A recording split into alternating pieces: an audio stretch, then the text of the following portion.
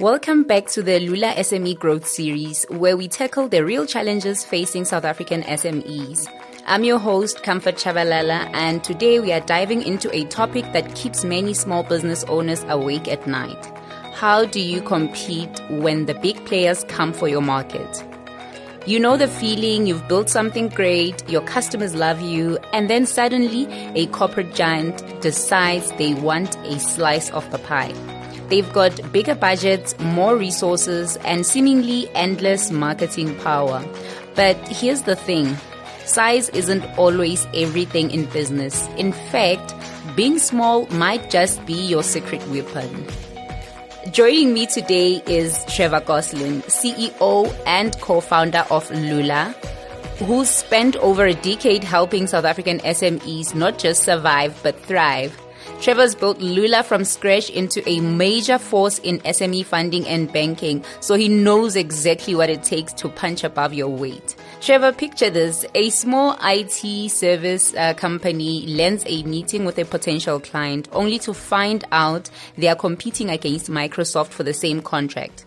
As a CEO who's built Lula from a startup to a major player, what goes through your mind when you hear stories like these? My first thought is, well done to the small business for getting into the room, getting into the meeting to go head to head against the likes of a Microsoft. But the reality for any business is you don't want to try out Microsoft. That's the first sort of mistake that we see business owners make. It's about being authentic to who you are as a business and the capabilities that you possess. Things like speed, flexibility, and that sort of actual human connectedness. Not like a corporate who can be a bit sterile.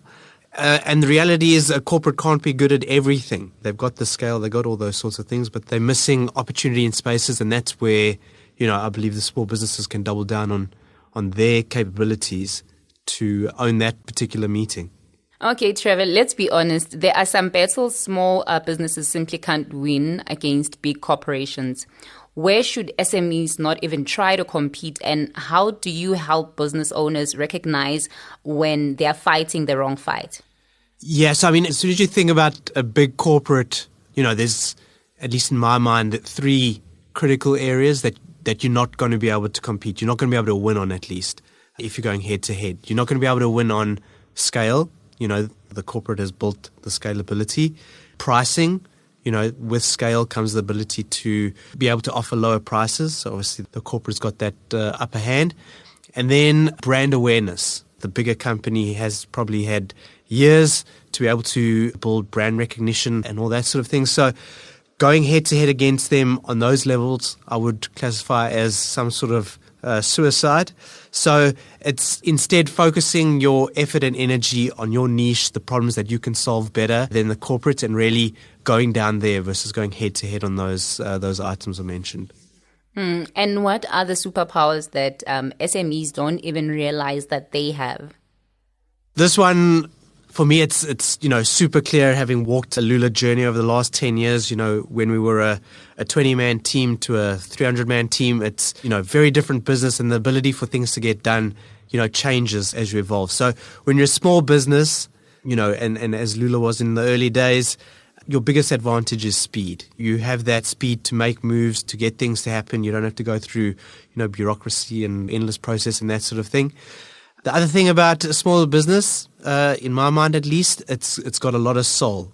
Probably a little bit intangible, but there's that soul to a business versus a bigger organization, being a bit sterile.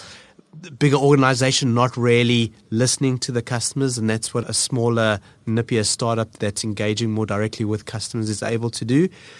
And then I would just say, the smarts around a small business, as in the ability to think outside the box and really be a problem solver, listening to your customers and working on their problems versus a corporate who's navigating, far bigger things that they unable to be as focused on a customer to deliver exactly what they're looking for.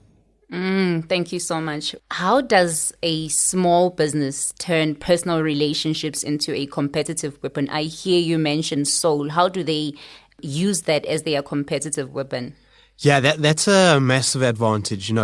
People don't leave partners I believe they leave suppliers. If you're showing up there, you're wanting to partner and you're useful beyond the sale itself, that's a sort of loyalty that money can't buy and really gives the leading edge to a startup who's able to offer that versus, your bigger corporate where being able to have that real sort of personal touch and human connection is a lot more diluted. And Trevor, can you please just walk us through on how small businesses can leverage the agility advantage practically? Yes, practically, you hear a complaint from a customer, you fix it this week. It's not about something that needs to get onto a roadmap and then prioritized and get sorted out in Q2, Q3. You can fix it this week, as it comes up. Similarly, if there's an opportunity, the ability to actually launch it, launching it before that next interaction that you have with a customer and you're already in a position that you can demo or show what you've created. All these sorts of things give you the leading edge as a small business versus, the corporate bureaucracy that doesn't allow for those sorts of processes to take place. And what is a white glove treatment and how does it look like for an SME? And how do you scale without losing that personal touch? So for me, if I have to dumb down what personal touch means, I believe it's being proactive rather than reactive, which means, proactive, you're always on the front foot. You're always thinking about the next step. You've set in automated reminders. You've put in necessary follow-ups and check-ins nothing's being brought to you that you're not ready for. And in instances where you haven't thought about everything and you need to be reactive, as we spoke earlier, there's that ability to be a whole lot quicker and agile there.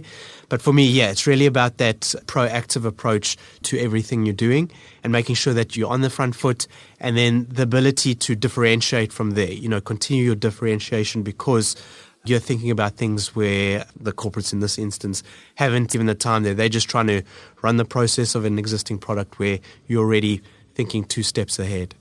And when a big competitor comes in and slashes prices, most small business owners panic. What's your strategic playbook for SMEs when they are facing a price war that they can't win on numbers alone? So my short answer is don't drop your pants, as in don't try to align pricing.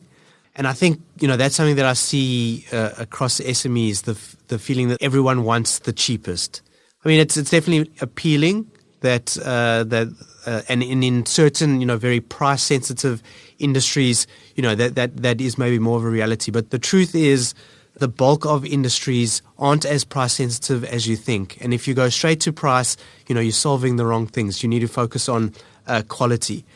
Because what most customers want is quality. And the research shows that customers are more than willing to pay for a solution that talks to their needs, that has the necessary quality, and there's a potential premium to the price there. So for me, for any SME out there where it's not a significantly price-sensitive market, do not focus on price. You're not going to win there. In fact, you're going to harm yourself in the ability to be able to grow going forward and be more strategic in terms of your long-term thinking. So rather focus on value that you're creating for your customer and double down there. And I believe that there's more opportunity to actually grow versus getting into a price war where that's just going nowhere and probably pretty harmful for the SME ultimately.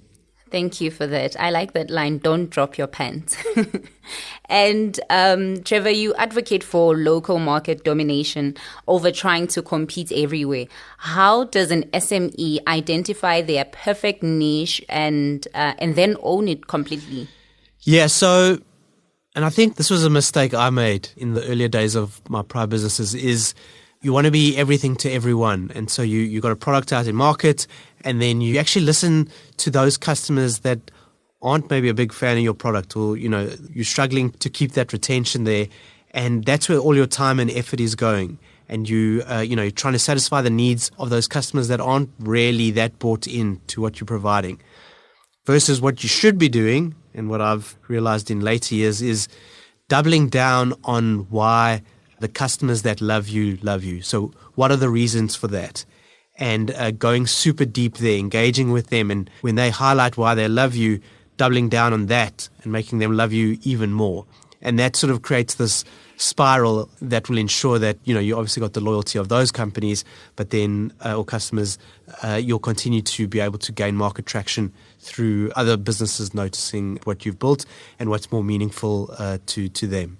And Trevor, let's flip the script. How can small businesses actually go for the offense and steal clients from bigger competitors? What's worked for the SMEs you've seen succeed? For me, it would be exploiting the weak spots of corporate. So where they're weak, they're going to be slow. Their solutions are going to be pretty generic. And in some cases, they're going to be pretty arrogant and thinking that they sort of know it all. So if you're the opposite to all those things, you're able to potentially steal some market share there. So things like just showing up in person, offering pilots, actually listening to your customers or potential customers, that's massive. And then lastly, I would say if there needs to be a switch in the product being used or the service being used, make it feel like freedom, like make it that transition as easy as possible, but make it feel like freedom. They're taking that step away from something that's, maybe controlling their business and not giving them the full opportunity to succeed, and stepping out to be able to, have that freedom to grow, whether it's as a customer that's a business or, in their personal capacity. And if someone's listening to this right now, what's the first step they should take this week to find their slingshot and start competing smarter and not harder? Yeah, I think that talks to what I mentioned earlier about really doubling down. So really engaging with your top customers and really understanding why they've chosen you. And once you have that clear picture, that is your slingshot ultimately, why they're choosing you. You refine that slingshot. You make it as incredible and defensive and strong as possible so that, no one can challenge you and your slingshot that you have out in market and your ability to utilize it. And Trevor, this has been incredibly insightful. And before we wrap up, if you could leave our listeners with one key message about competing with big players, what would it be? So in short for me, and I see this all the time, for your SMEs, it's don't try to look big. Okay, that seems to be the common mindset for a business owner. I need to look as big and as strong as possible. That's not the case. That's not why customers are engaging with you because of size. So start focusing on what's meaningful to your customer and offering the quality there. Start being brilliant. Understand that size is your opportunity, the opportunity to be agile, to connect as a human, to operate with speed. Those are valuable things that businesses should double down on. Continue to move fast, to care deeply about your customer. And I think that opens up the opportunity for success in the long run. Perfect. Thank you so much, Trevor. And thank you for sharing your insights on how small businesses can not just survive, but thrive against much larger competitors. Remember, being small isn't a disadvantage. It's your differentiator.